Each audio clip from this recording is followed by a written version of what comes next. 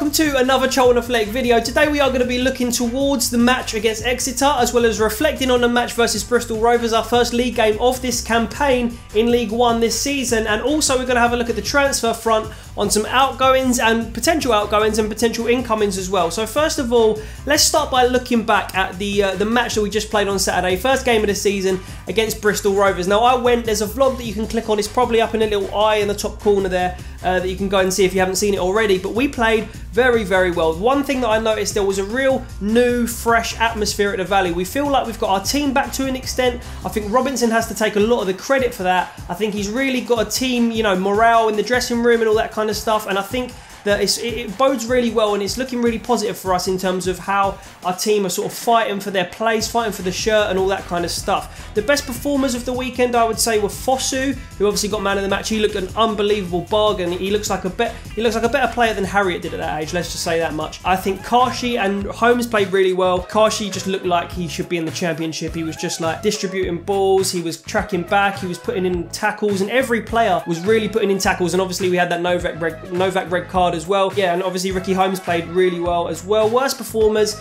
I would say Tony Watt came on and looked just like a bit lethargic. Maybe he's still not as fit as we would like to see him. Also, Robinson said in his post-match interview that Tony Watt was asked to do a job, that he was asked specifically not to close down the defenders so that we could have more men behind the ball, essentially. So that, even I was guilty of I wasn't shouting, but I was kind of thinking in my head when I was at the game, oh, like, come on Tony, close down and all that. But apparently that's what Robinson asked him to do. It makes sense now, but when you're at the match and it's all tense, I was a bit like, oh, come on, close him down, we need to get the ball back. But I mean, it's no dramas. He was only on for 20 minutes. He just looked a little bit lethargic. And also, we are going to talk a little bit more about Tony Watt later. But also, Chris Solly didn't have the best game, but he's a professional. He stayed on top of him. He didn't let the mistakes affect his performance. And then also our new goalkeeper, Ben Amos, just looked a little bit rusty. There were a few things that he sort of dropped. But also at times, I thought this is the real makings of a quality goalkeeper that we've got here on loan. So Ben Amos, I hope that he's going to improve, but I think he's still a decent keeper that we've signed. Novak, silly tackle,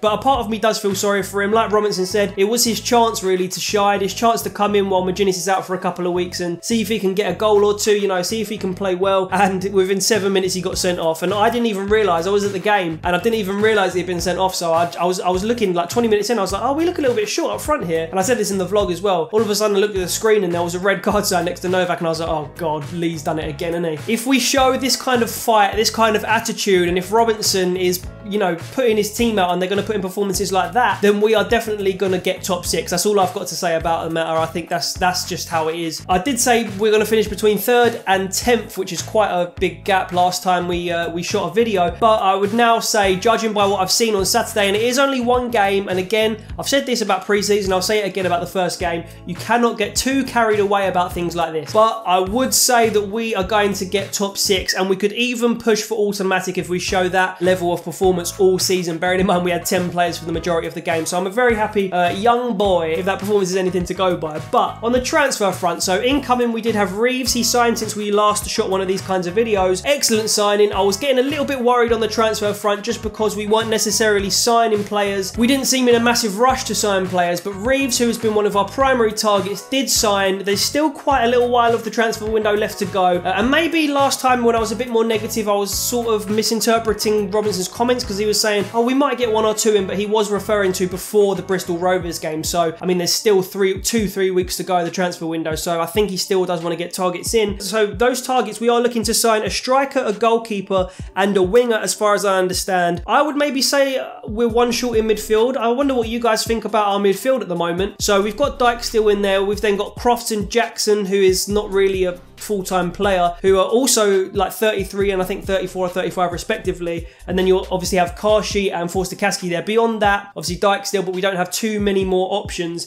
So I wonder if you think we might need 1 more defensive midfield signing perhaps. So a striker, a goalkeeper, a winger, and we are perhaps 1 short in midfield, although I don't think that Robinson would agree with me on that. I think Dyke still's coming through. I think Conter can also do a job in there, so not too many alarm bells ringing in terms of the midfield, just maybe a little bit of aging legs in there. But anyway, we have been linked with Matthew Godden. He's a striker. We've been linked with a move. He's placed for Stevenage, and we've been linked with a move for him for 1.5 million. A lot of money money for Roland to spend and for Robinson to spend. And, you know, if he's saying we're not sure if we had room in the budget for Reeves, then where's this 1.5 mil coming from? I mean, I think we could afford it judging by our past sales, Lookman, Fox, Goodmanson and all that. But that money's kind of long gone now. But anyway, Godden might come for 1.5 million. He's scored 20 league goals in 39 league appearances for Stevenage in League 2. He's made his way up from the sort of lower English tiers. And we are maybe going to sign him. So he is, I mean, it's very early stages. It's just that we might consider a bid for him at the moment. So, you know, don't expect an announcement anytime soon. Maybe probably not even before the weekend's match. So we definitely need a striker. One thing that was talked about, and we're going to get onto this later, was Tony Watt leaving. So is Godden perhaps a replacement for Tony Watt going, or are we going to go in with Tony Watt, not Marcus Maddison, Lee Novak, and also Josh McGuinness up front as well as Godden, or is one of those going to go? Because remember, when Robinson was talking about what players he wants in what position, he did only say 3 number 9s, and he's now got 2 number 10s in Reeves and Clark. So he said 3 number 9s, so we would have 4 if he signed. So that's one player that we've been linked with. Leave your comments down below if you would want to see him. I think he's a 6'1", relatively physical striker, probably similar in a way to Josh McGuinness, but as finally a player that we've been linked with that is more prolific. So I haven't seen too much of this guy. There's probably some highlights that have played or are playing right now, but I think he'll be a good signing just looking at his sort of stats and goal record. And then another player that have been mentioned, another few players that have been mentioned are Marcus Maddison and Cameron Stewart, who is obviously on trial. We probably need another winger. We definitely need another winger, I would say. Obviously Cameron Stewart was on trial, and Marcus Maddison has been spoken about, who can also play in the left back position. Is probably actually one of League One's sort of star players, I would say, Marcus Maddison. Only 23 years old, and we'd need to probably fork out quite a bit of cash if we wanted to get him. I haven't heard too much in terms of like official sources saying that we're going in for him or we're close,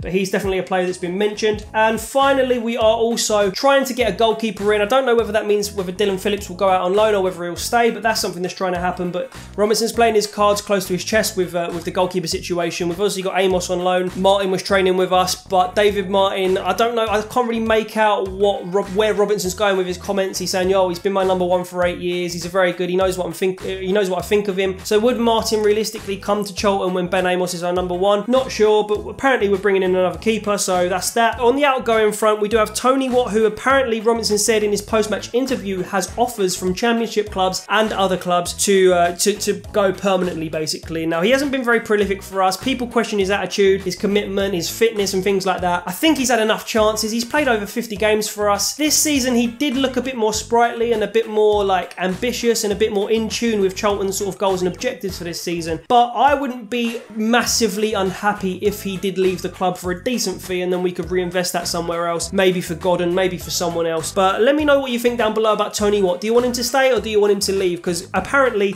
him leaving is definitely on the table, but as Robinson said, it has to be right for the club and it has to be right for him. Another player that could leave, nothing's come out about this, so don't worry, but Naby Sarr could leave potentially. I could see him leaving if you know, a foreign club or some sort of club came in with a decent bid. I can't see anyone else leaving really, other than maybe Phillips on loan, but that could be more or less our transfer business that we intend to do in the next 2 or 3 weeks before the transfer window closes. Now tonight we are playing Exeter. Robinson said he's making 11 changes, so on the screen now you can see what I predict to be the lineup for this match. I might be wrong. You could see Charles Cook maybe fullback somewhere. You might see Jackson in midfield. You might see one of those players drop to the bench. You might even see Dyke still on the bench or in midfield. It could chop and change, and then that bench is obviously just sort of forked out of, not thin air, but the players that are probably more towards getting a chance from the youth teams and from the under-23 teams based on what positions we need. He's only taken from our starting 11 Billy Clark and Patrick Bauer. They're the only ones literally travelling. So, I mean, it's going to be a completely different team, but nonetheless, a very strong team. If you look at some of these players, you know, you've still got Crofts, you've got Watt, you've got Jackson, you've got all kinds of players. Concert, Aribo still starting. Well, I predict to start. So let me know what you think we're going to go into this Exeter game with lineup-wise down below, and let me know what you think of the game if you see this video after the Exeter match.